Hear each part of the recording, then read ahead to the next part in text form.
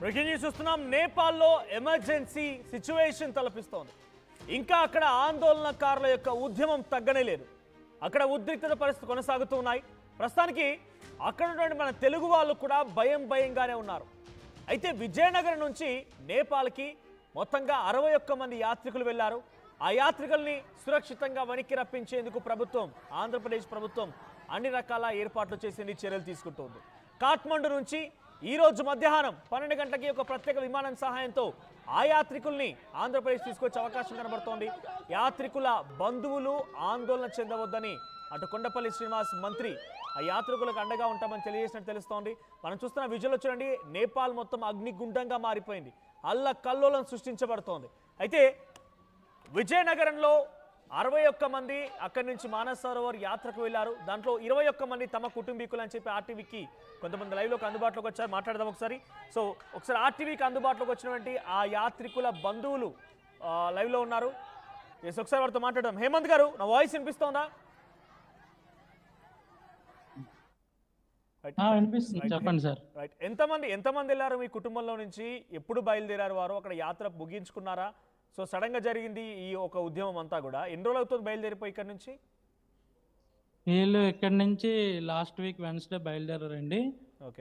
వీళ్ళు రిటర్న్ నిన్నే వచ్చేయాలి యాక్చువల్గా ప్లాన్ ప్రకారం. బట్ నిన్న మార్నింగ్ ఈ ఆందోళన ఇవన్నీ స్టార్ట్ అయ్యేసరికి మా వాళ్ళు ఇంకా బయటకు వచ్చే ప్రసక్తులు అయ్యేసరికి హోటల్లోనే స్టే చేస్తున్నారు. ఈ రోజుకి 3 days అవుతుంది, సేమ్ హోటల్లోనే ఉంటున్నారు.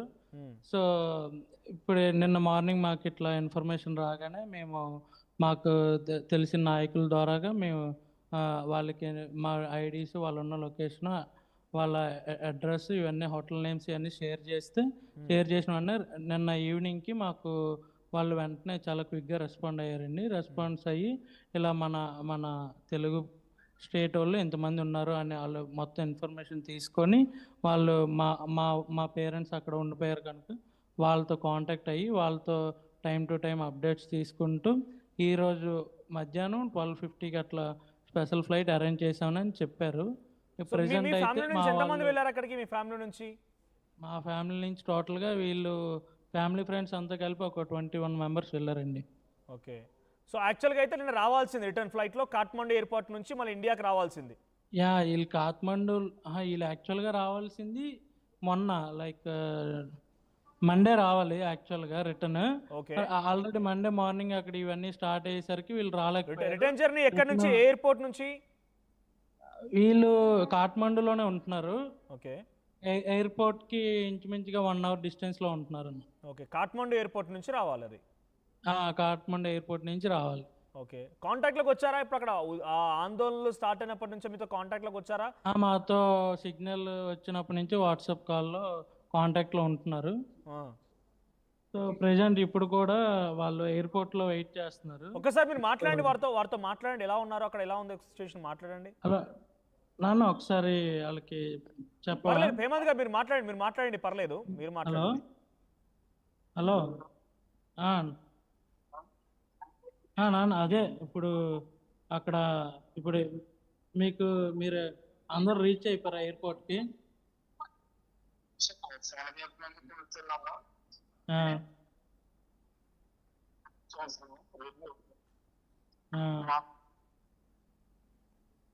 హేమంత్ గారు, అక్కడ వాళ్ళకి సెక్యూరిటీ కల్పించారా? సేఫ్ గానే ఉన్నారా? సెక్యూరిటీ కల్పించారా? అడగండి. అన్న అక్కడ మీకు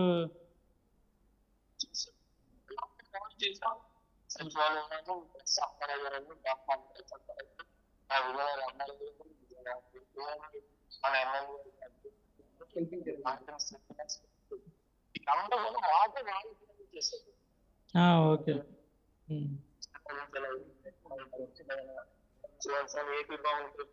కెమెరామెన్ ఒకసారి ప్లీజ్ ఒకసారి ఆ విజువల్ చూపించరా, వీడియో కాల్ మాట్లాడుతున్న వీడియో చూపించరా? ఓకే. హేమంత్ గారు మీరు అడగండి, అక్కడ సెక్యూరిటీ అరేంజ్ చేశారా వారికి? ఒకసారి సెక్యూరిటీ అరేంజ్ చేశారా అడగరా ఒకసారి మీరు? మీకు సెక్యూరిటీ అది అరేంజ్ చేసి ఎయిర్పోర్ట్ వరకు తీసుకొచ్చారు వాళ్ళందరూ? తీసుకొచ్చారు.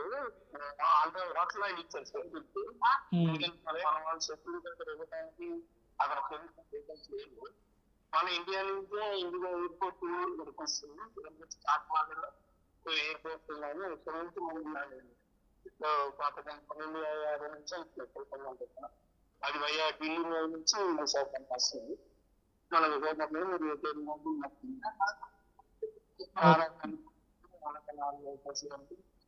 ప్రత్యేకంగా స్పందించేసి ఇక్కడ ఉన్న పరిస్థితులు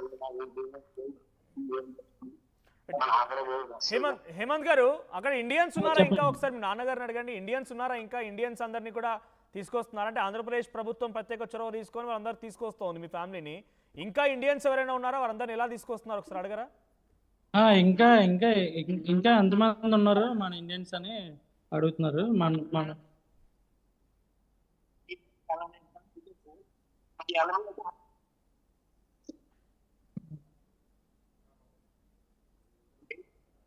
రైట్ హేమంత్ గారు, మాకు వాయిస్ రీచ్ అవ్వట్లేదు, మీరు అడగండి పర్లేదు. బట్ మీరు ఫోన్లో కాంటాక్ట్లోకి వచ్చినప్పుడు ఏం చెప్పారు? అక్కడ సిచ్యువేషన్ ఎలా ఉంది? ఆ హోటల్లో వాళ్ళకి సెక్యూరిటీ కల్పించారా? బికాజ్ అక్కడ ఎక్కడ చూసినా కూడా ప్రధాని నివాసానికి నిప్పంటించారు, ఒక ఆందోళనకరమైన సిచ్యువేషనే ఉంది. సో మీ పేరెంట్స్ ఉన్నటువంటి చోట, లేదంటే ఇక్కడ నుంచి వెళ్ళినటువంటి 21 మంది ఉన్న చోట వారికి ఏం సెక్యూరిటీ కల్పించారు? అక్కడ వారికి ఆహారం కానివ్వండి. వీళ్ళకి ప్రెసెంట్ అక్కడ ఉన్నంతసేపు హోటల్ వాళ్ళే వాళ్ళ దగ్గర ఉన్న స్టాక్తో వీళ్ళకి ఫుడ్ ఇవన్నీ అరేంజ్ చేస్తూ ఉన్నారండి. ఇంకా బయట షాప్స్ కానీ ఉండి ఏమైనా బయటకు వచ్చే వీలు లేదు కనుక వీళ్ళు హోటల్లోనే ఉంటూ ఈ 3 days కూడా హోటల్ మేనేజ్మెంట్ వల్ల వీళ్ళు చూసుకున్నారు ఇప్పటి వరకు. ఓకే, ఏ ఇబ్బంది లేకుండా అంతా సేఫ్ గానే ఉందా? అక్కడ ఎటువంటి ఆందోళనకారులు వచ్చి ఇబ్బంది పెట్టడం? అంతా సేఫ్గానే ఉంది. అంటే వీళ్ళు అక్కడి నుంచి బయటకు రావడానికి ట్రాన్స్పోర్ట్ కానివ్వండి ఏమి లేకపోవడం వల్ల, కర్ఫ్యూ విధించడం వల్ల వీళ్ళు కొంచెం ఇబ్బందికరం అవడం వల్ల ఓన్లీ హోటల్లోనే ఉంటూ వీళ్ళు అక్కడ హోటల్ సిబ్బంది ప్రొవైడ్ చేసిన ఫుడ్ తీసుకుంటూ హోటల్లోనే స్టే చేశారండి. సో ఇంకా ఇండియన్స్ ఉన్నారట? మీ నాన్నగారు అడిగారా మీరు? ఇండియన్స్ ఉన్నారా ఇంకా అక్కడ? అడిగాను వీళ్ళకి ఎయిర్పోర్ట్లో ఒక కడప, నెల్లూరు, తిరుపతి, విజయవాడ వాళ్ళు కొందరు పరిచయం అయ్యారంట, అక్కడ కనిపించారంట.